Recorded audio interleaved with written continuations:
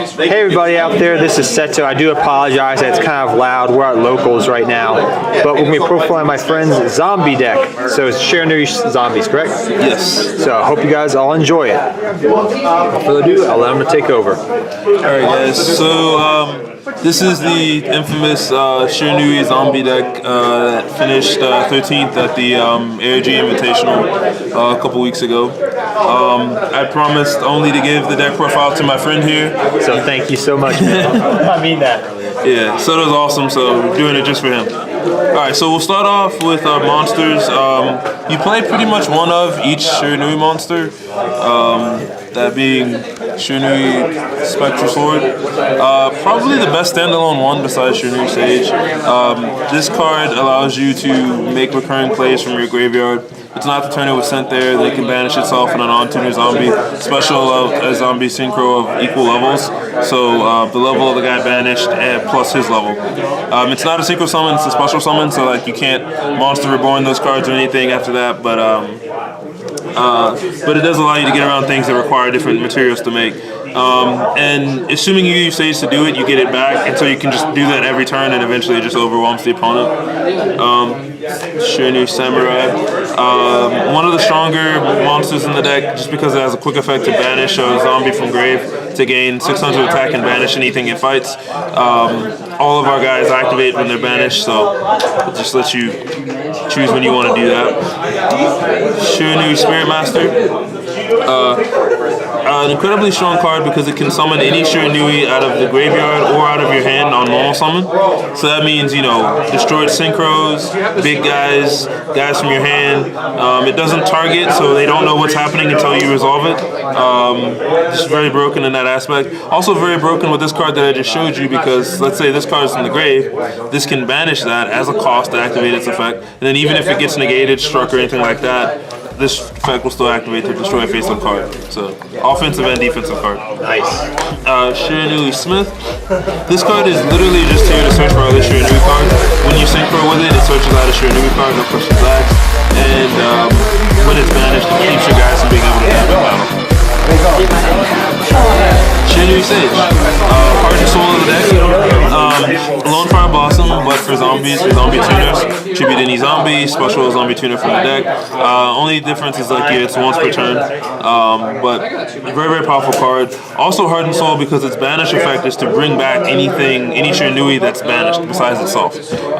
So we do all of this banishing with all of our other guys to get to effect. So you use all of them to, you know, stop your opponent, and then on your turn you banish him and you just get all of them back. So just a continuing cycle that, you know, you just keep the loop going. Such a good card. Yeah. Unizombie. I'm so happy he's hollow now. Yeah, finally, right? Finally he's a hollow. I don't even think that requires too much explanation. You know, this is, you know, the reason this card is so good is it can go and get him. And this card just allows you to toolbox through your deck. This card allows you to make Omega for nothing, you know, one card Omegas. It's just not enough good things I can say about it. Just really, really good, really, really strong card. Even if you're not using it to synchro, just it being on the board and foolishing a guy every turn, it's just incredible. It's like almost better than an Upstart Goblin because you're just getting your resources over and over and over. Gozuki, there's a big argument on whether or not you play multiples of him. I don't agree with playing 3, but I definitely think you should play 2. This is the play around backgrove card. It foolishes, so just like Unizombie, except it doesn't have the Unizombie clause that says only zombies can attack. So it's a once per turn foolish, and when it's sent to the graveyard, that's by any means destruction, cost, battle, whatever. It can banish a zombie from the graveyard that's not him, and special any other zombie out of your hand.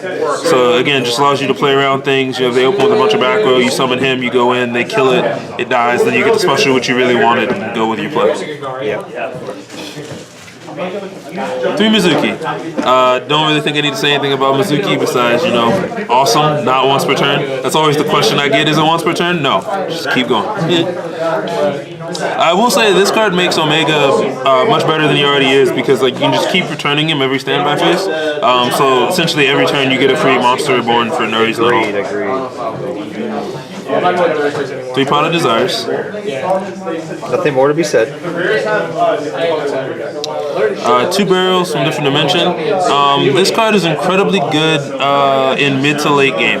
Mid game, late game, this card wins you the game. You have all your resources banished and it just resets all of them. In the opening, I mean, it's kind of a card you just have to hold on to, but it's incredibly broken for known reasons, and Spectral Sword would be far less important without this card. True.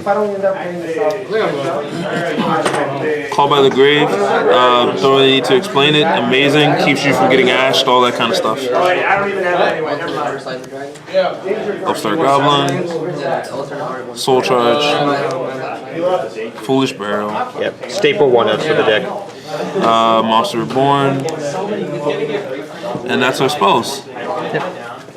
Alright, so we're going to finish out with the trap cards, one of my very favorite parts of the deck. Start with the Shiranui trap. This is Shiranui style Samsara. Very good card. Once it's face up, it can banish any face up zombie on the board, and for the rest of that turn, you can't take any damage. So they can have 5 monsters or whatever it is. You activate this, you banish a zombie, you can't take damage. That's just it. Once per turn, also, if you don't use that effect, you can use the effect to target 2 0 defense zombies, shuffle them back into the deck, and draw a card. So it essentially allows you to continue cycling through all of your stuff because everything gets banished, and this resets it for you, and you get a free card just on top of it. Also, if this card's on the board, it counts as the field spell. So if you banish a Sage while this is up, you get to special 2 Shiranuis instead of 1. Imperial Order. Solemn Judgment. Old man. Yeah, The old man, he's in this deck too. Solemn Warning. That's so beautiful from D-Rev. 3 Phoenix Wind Blast. This is pretty self-explanatory. The only thing I'll say about it is that it allows you to get Mizuki where you need him to be, or Spectral where you need him to be. Both of them need to be in the grave. When you draw them, it doesn't feel very nice. But this card allows you to stop a play and set those cards up, and then on your turn you just get to use them to hopefully win the game. Shiranui style Sims, Swallow Slash.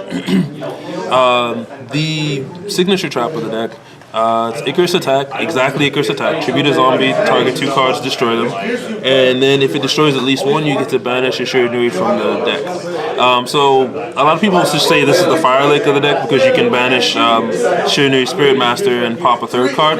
I much prefer saying it's like the Sinister Shadow games of the deck because it takes care of your opponent's cards and it allows you to toolbox through your deck. Again, everything works when it's banished. So this literally just allows you to go into your deck and decide whatever effect you need. I'll banish that Shiranui, I'll activate that Shiranui's effect. Or let's say like you're getting overwhelmed with a bunch of monsters in battle phase. Okay, you destroy 2 of their monsters and then this will banish a Sage and then you get to special another guy for free and then that effect activates. So now the question I want to ask about that is like I've seen some people run 2 of it or sometimes 3, but do you find the ratio sometimes clogs or is it good at 3 of? I absolutely believe in 3 of this card. Again, this card is searchable with Shiranui Smith.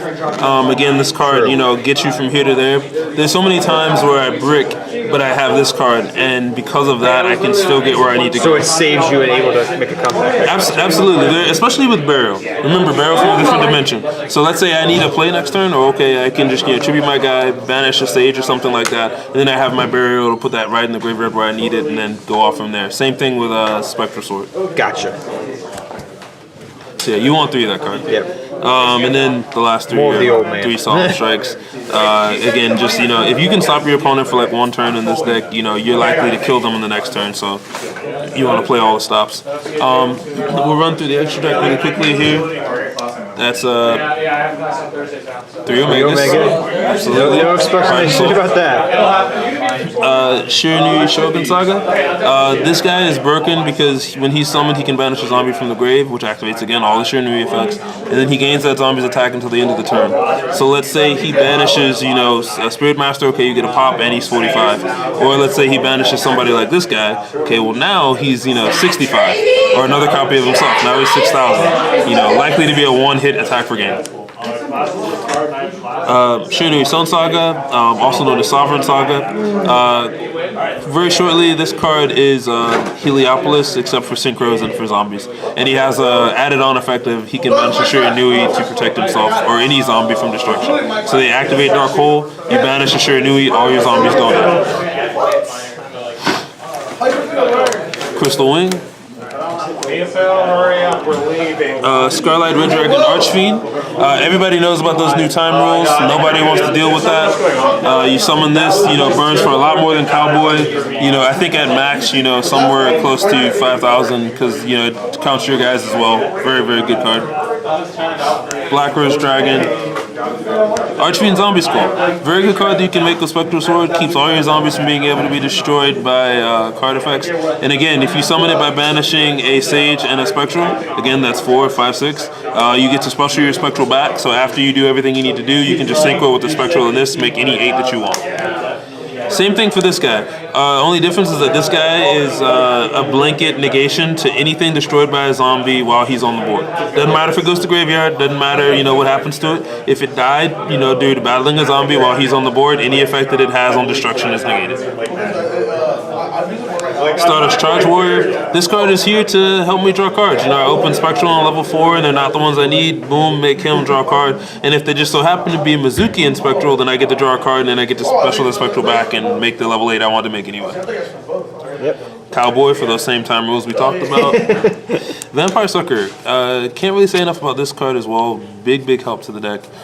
Just allows you to pot of greed. Every turn you can bring back their stuff, bring back your stuff. You literally just get to draw a card for using Mizuki, which you were definitely doing anyway. Nightmare Mermaid, because we all know Ibli's a thing. True. Reproduces, because sometimes you just need space and you have those 2 cards and you just want them to go away.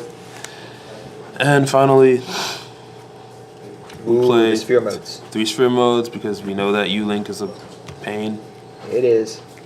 3 Twin Twisters, because there's a lot of back row with this Altergeist in this format. 3 Dark Bribes. This is kind of very particular me tech. Yeah. I'm the only one I've seen really doing this, and I just do this because there are cards like Evenly Matched, there are cards like Impermanence and stuff. Impermanence, there are cards like Red Reboot that keep your floods and your traps from being able to activate, and I don't really want that. So I flip my thing, they come with theirs, you do this, it's a counter trap, it closes the chain, they're stuck under the floodgate, end of story.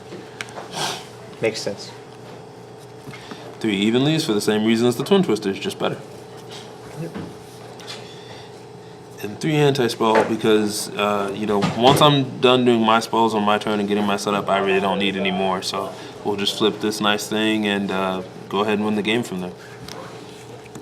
That's about it. Well, thank you so much, man. And until next time, guys, take care, have fun dueling, good luck dueling, and I hope you guys all enjoyed that video. Take care, everybody. Take care. I'm standing right here, eyes peer with my mind clear. Never look rear, only up, never down. Off the ground till I'm found. Hear the sound, listen to me now. As the beat pounds, every ounce of my effort pouring out. So you never have a doubt, do you like me now? Am I good enough now? Should I get more loud till you hear the fucking sound? Oh no, I'm losing my